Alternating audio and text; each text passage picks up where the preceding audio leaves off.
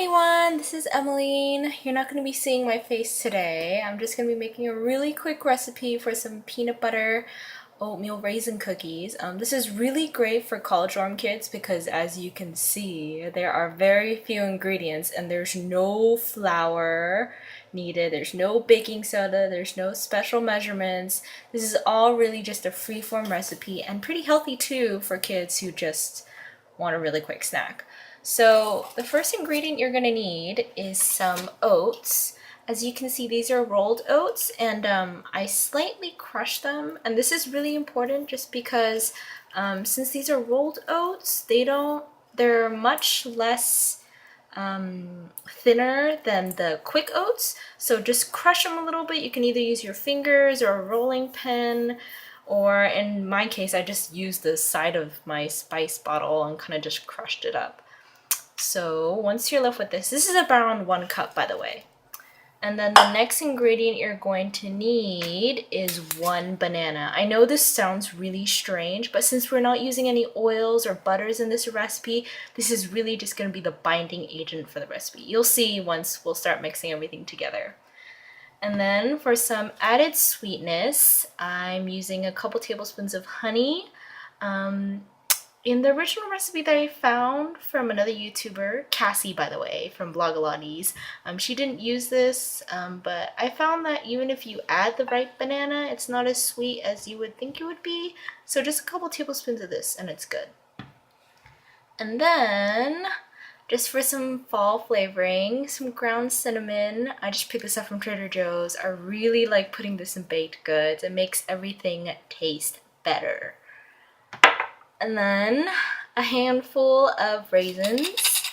You can use any dried fruits you want really, but with oatmeal cookies, I find that raisins are best, but you can use cranberries, apricots, really any dried fruit on your hands. And then last but not least, just for a little bit of saltiness, some peanut butter. I like using the salted kind just because a lot of baking recipes require salt just to bring out the flavor of the sweets. So, and plus this is chunky, which I really like just because it has some added texture and everything's kind of homogeneous and mushy, so you want some sort of change in texture. Okay, so let's start. So the first thing you're going to want to do is get your banana, peel it, and stick in the bowl. And then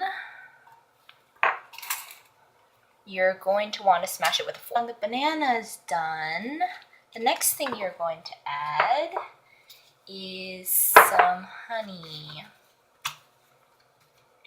Okay, you can just really eyeball this. 1, 2. Then next, add a dash of cinnamon. This stuff is the best. Oh, and if a fun little fact you didn't know, cinnamon is actually really good for metabolism. It speeds it up, so adding a little bit to your sweets really does help.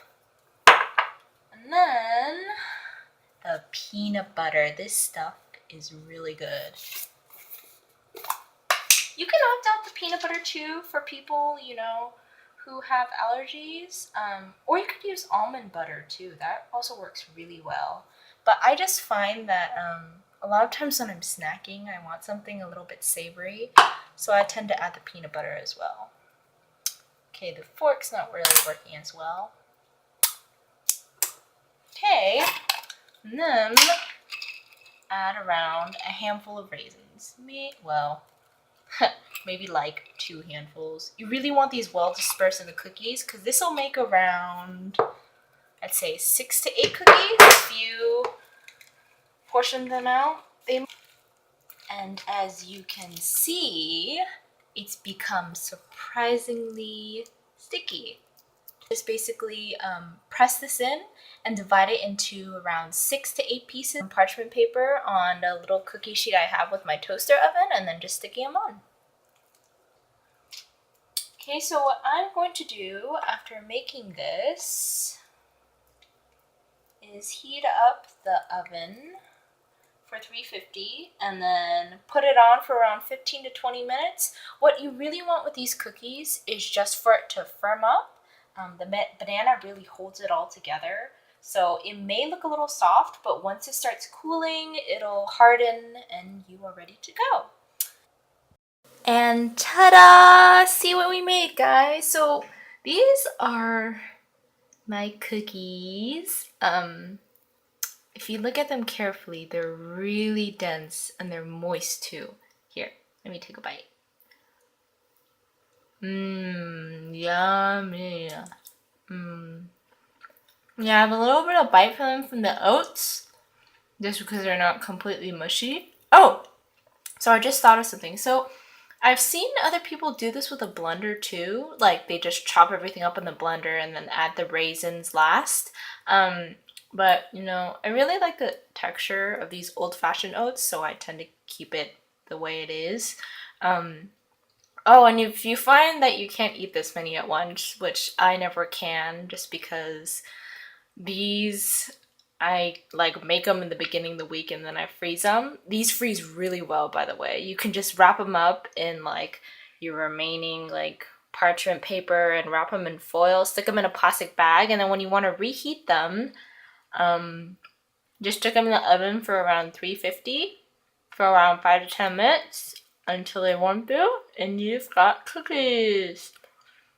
So I hope you like this recipe. Make it yours, you know. And good snacking. Bye.